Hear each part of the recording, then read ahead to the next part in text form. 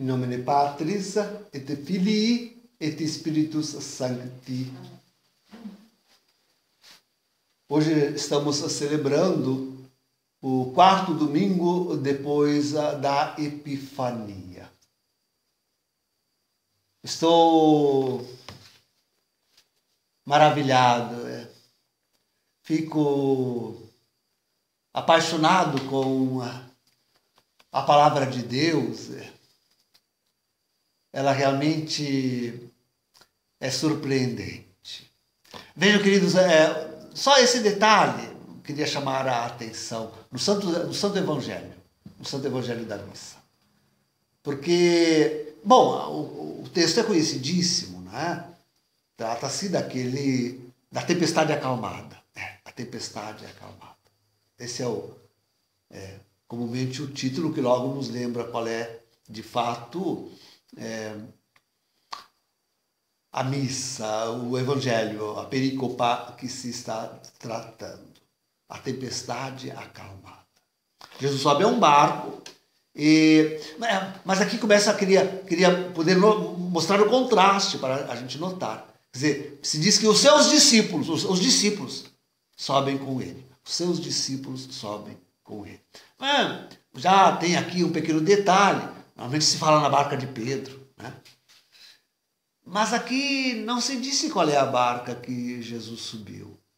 Antes se usou um termo geral. Jesus subiu numa barca. Não se diz que é a barca de Pedro. Eu diria que é a barca de Jesus. E que Pedro subiu na barca de Jesus. Pedro subiu na barca de Jesus. É a barca de Pedro, porque é a barca de Jesus. É a barca de Pedro, porque é a barca de Jesus. Mas não é esse queria chamar a atenção justamente isso. O texto diz que os discípulos subiram ao barco com Jesus, ao barco que Jesus tinha subido. Depois do milagre acontecido, se coloca na boca de Jesus uma outra referência, dizendo que Jesus chama os discípulos de homens de pouca fé. Repreende os discípulos porque tinham se mostrado como homens de pouca fé. Vejam, mas aqui sempre se trata da referência de Jesus aos discípulos. Mas logo depois se diz que, agora num termo realmente geral, diz os homens ficaram verdadeiramente admirados. Verdadeiramente admirados. Então, aqui está o detalhe que realmente nos cativa. Já não se trata mais, agora no texto, dos discípulos. Mas se trata dos homens em geral, da humanidade. Dos homens, simplesmente. Dos homens, simplesmente. Os homens se admiram. Ficam profundamente admirados. O texto, a palavra que acompanha, agora perdi, deveras, verdadeiramente, deveras admirados, verdadeiramente admirados.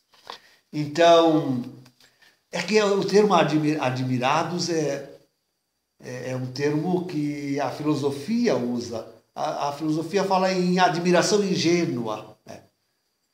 Como para explicar, sobretudo na Teodiceia, este ramo da filosofia que busca a Deus, o modo de dizer, busca a Deus, a filosofia buscando a Deus. Mas se fala então da admiração ingênua. A admiração seria aquele limiar, o que é o limiar da porta? É aquele marco ali embaixo, não é? Que já é da porta, mas que ainda não entrou, né? ali, o limiar, está no limiar da porta, estar ali no limiar. A admiração ingênua seria o colocar-se o homem ao limiar da porta do mistério, onde ele descortina um mistério. Daqui para depois deste limiar, um abismo que nós não chegamos a explicar, não chegamos a compreender. Não nos é dado conhecer pelas nossas luzes humanas, pelas nossas luzes científicas, pelas nossas luzes meramente mundanas, deste mundo. Ali se pasma o homem. Até ali vai o homem simples, o homem simplesmente, até essa admiração ingênua. É ali que ele deve e pode finalmente estar em condições, só então ali o homem está em condições de ser raptado à fé. Isto, convertido, raptado à fé. Pode ser raptado à fé pelo milagre, ou, enfim, pela palavra da verdade. A palavra que ele vai aceitar como sendo a verdade. Veja, o milagre, na verdade, não está muito distinto disto, porque o milagre é uma palavra feita a verdade. E ordenou, a palavra ordenou, e os ventos e o mar se acalmaram. Veio uma grande bonança. Ordenou, disse a palavra, disse a verdade. Quer dizer, o milagre é a palavra que tem aquela força de fazer-se verdade. Pela palavra Deus cria todas as coisas. Então, faz realidade. É a palavra, o milagre é aquela palavra que faz, mesmo de uma realidade contrária. Mesmo de uma realidade inexistente, como na criação. A palavra faz. Tá vendo? Então, ali nós vamos à fé. Agora o homem está raptado à fé. Seja pelo milagre, eu dizia, seja pela palavra. A palavra da verdade. Que remete o homem à realidade. A realidade mais profunda. Aquela que está alicerçada em Deus. Porque a realidade que não está alicerçada em Deus é uma mentira. Inexiste. E deve voltar ao níquel, ao nada. Ao nada. Assim o pecado. Já temos quase tudo dito aí, queridos.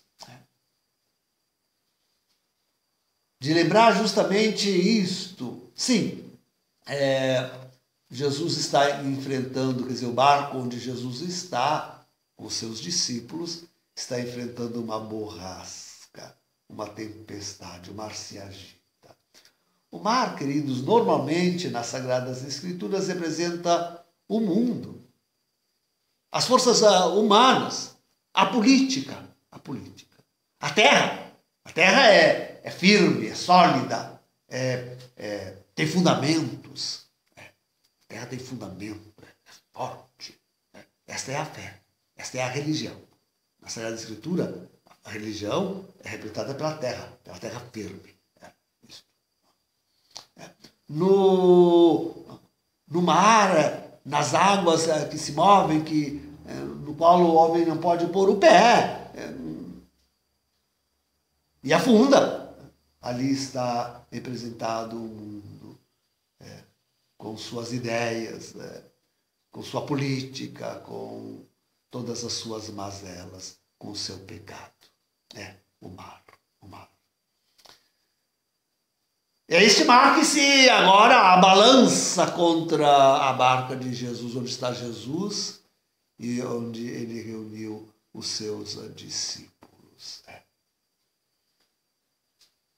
Tudo isso, claro, não é preciso dizer palavra, né? Nos remete direto à grande crise que nós vivemos. Veja, queridos, o mundo se abalança e move até mesmo, se abalança e se lança até mesmo contra a Santa Igreja. Hoje, quase, devíamos dizer, quase por um detalhe, dizer, ali não está a verdadeira igreja. Lá não está a verdadeira igreja. Mas hoje podia-se dizer que toda esta instabilidade, malícia e insciência e do mundo, toda essa tempestade do mundo penetrou a igreja. Penetrou profundamente a igreja. É isso.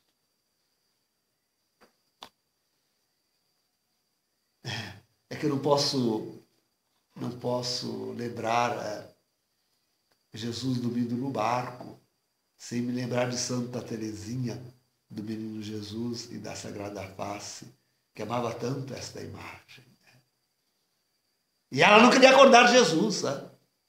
Não queria acordar. Não é que nem Santa Teresinha, não é que nem os medrosos discípulos que saem apavorados aí e vão lá e se acordem, e acordem Jesus. Senhor, salva-nos! Não, ela não quer acordar Jesus. Não quer. Ela e tendo ele aí presente, já ela confia. Já não vai afundar a barca, porque o Senhor está presente. Ele estando aí, já é. Que linda a imagem que nos dá Santa Teresinha. Jesus dorme. E basta a sua presença tranquila, dormindo, para também a nós acalmar e nos infundir confiança. E acreditarmos que, afinal, nós já estamos ali com a solução. Não é preciso temer. Realmente não é preciso temer. Aliás, é a palavra que Jesus diz, né, aos discípulos que o acordam apavorado: não temais, porque temeis, ó homens de pouca fé. Tem o que está hoje a grande crise na igreja. A fé apocou-se, está diminuída como que nada. A fé apocou-se. Quase nada. E os homens de religião verdadeiramente deixaram-se assaltar pela tempestade do mundo. Hoje, já não se distingue mais as ideias do mundo daquelas que estão dentro da igreja. Hoje não se distingue mais a filosofia, só que chega só ao limiar. Essa nem chega ao limiar, nem vai ao limiar. Essa filosofia mundana. Hoje isso nem é filosofia. Hoje isso nem é filosofia. Não me chame isso de filosofia. A filosofia pós-moderna. Isso não é filosofia. Não é filosofia. Mas essa falsa filosofia é encampada. É aquela que sustenta. Veja a filosofia marxista, encampada por Francisco. Para ele, a teologia da libertação latino-americana está certa, não é marxista, não é comunista. Essa é a certa.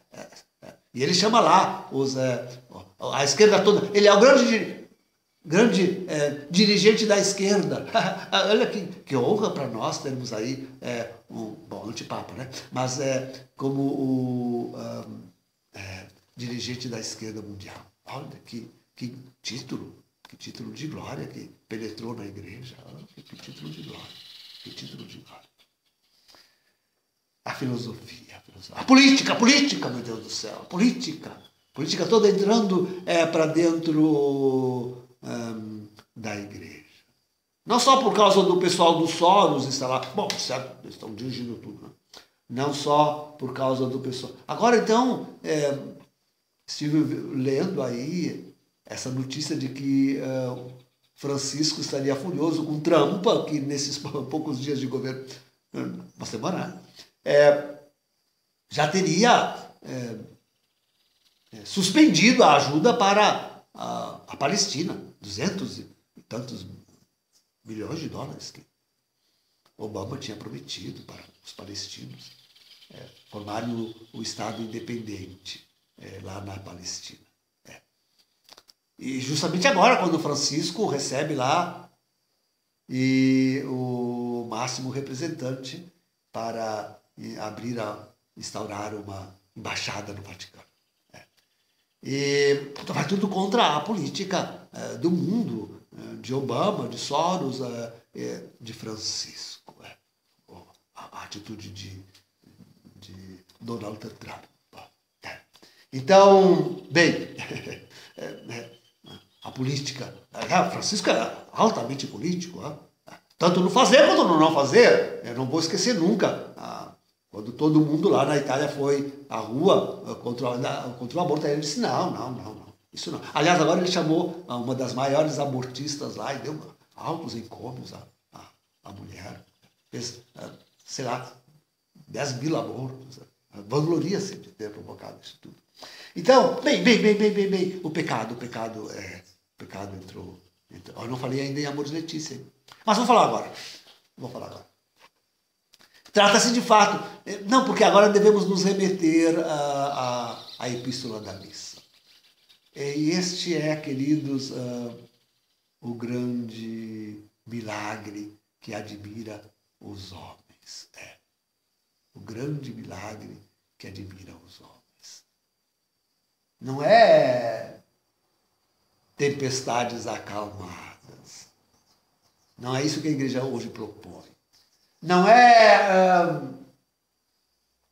mas é a palavra verdadeiramente feita realidade, feita carne, feita vida nos discípulos do Senhor.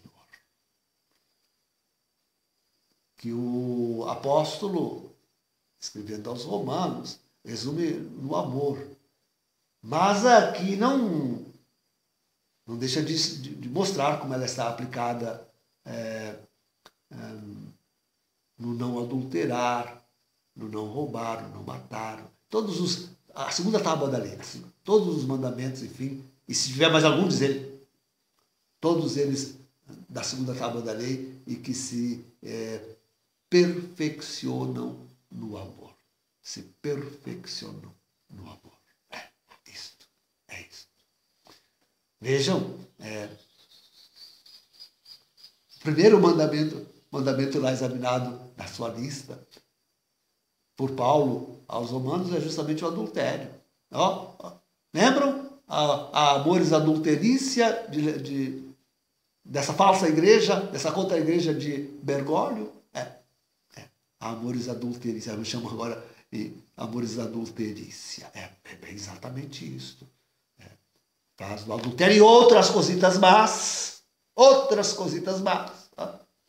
Faz de todo tipo de pecado realmente virtude. Quer dizer, mas o que os homens admiram não é essa contra-igreja. Não, queridos, não. Essa contra-igreja, essa falsa igreja de Bergoglio não há que admirar. O que admira é justamente que, apesar dessa borrasca, apesar do mundo estar invadindo a própria Santa Igreja, e vemos isso em Amoris Laetitia e outras e tudo mais, apesar de tudo isto, a verdadeira igreja, a igreja remanescente, nós continuamos confessando. Não! A palavra de Deus pode ainda realizar milagres. E fazer milagres na nossa vida. Fazer milagres na nossa conversão. Fazer milagres na busca de santidade da nossa parte. E vem tudo. Estamos no fim dos tempos, vem o grande castigo, e vem todas as mazelas, e nós vamos nos segurar na palavra de Deus, porque sabemos ela faz milagres. Isto é, ela fará com que nós continuemos dando frutos de amor. Frutos de vida eterna, frutos de igreja católica, frutos de cristãos, verdadeiramente. Continuaremos dando estes frutos. Não, o milagre não cessou. Não parou Jesus de fazer milagres. E a provação é justamente dele ter vencido o medo daqueles que o acordam apavorados. Desta pobre igreja remanescente, que se põe diante desta contra igreja cuja borrasca do mundo a invadiu, que se põe diante deste mundo que absolutamente está sem Deus, e até sem admiração mais, mas a igreja remanescente se põe diante de tudo isso, e do castigo que há de vir, e de tudo aquilo, permanecendo no amor. Permanecendo no amor. Isto é, na fidelidade conjugal, na fidelidade, na honestidade dos negócios, na relação de fraternidade com os homens, na evangelização. A igreja remanescente continua no amor. Continua no amor. Isso, permanece. E somente este, pode ser finalmente o grande milagre que venha a acordar os homens. É o que nós esperamos, queridos. Que ao fim e ao cabo, os homens todos, vendo que existe afinal uma igreja remanescente que permaneceu fiel, que deixou a palavra realizar em si o grande milagre do pregador, vendo isto, se admire verdadeiramente, profundamente, e seja capaz, também a humanidade, essa pobre humanidade, que vai ao limiar, que assim vai ao limiar, possa ser raptada pela fé. E na fé católica, encontrar a salvação. Em nome do Pai, do Filho e do Espírito.